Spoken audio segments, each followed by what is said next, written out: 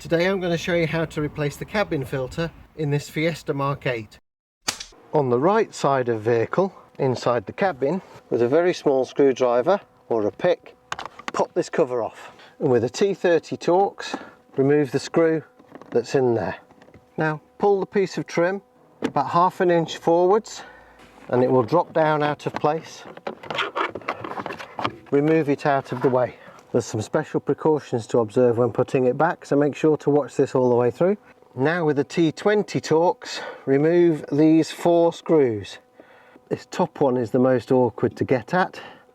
There's part of the HVAC casing is in the way. You might find a wobble extension to be useful. Withdraw this cover and you will find the filter behind it.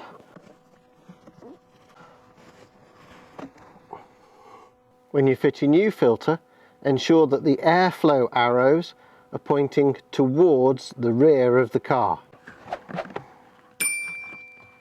Before fitting the cover back into place, ensure that the blue seal is firmly in place in the cover and hasn't come loose.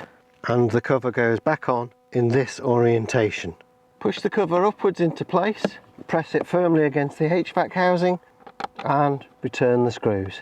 When you're putting this cover back on, there are 2 moulded catches that need to go over 2 little legs on the console trim.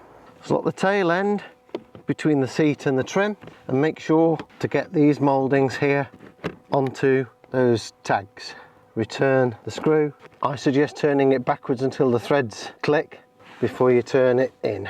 The cover goes on that way up with the legs at the top and bottom and it just snaps into place. If you got value from this video, please consider supporting the channel and I shall see you next time.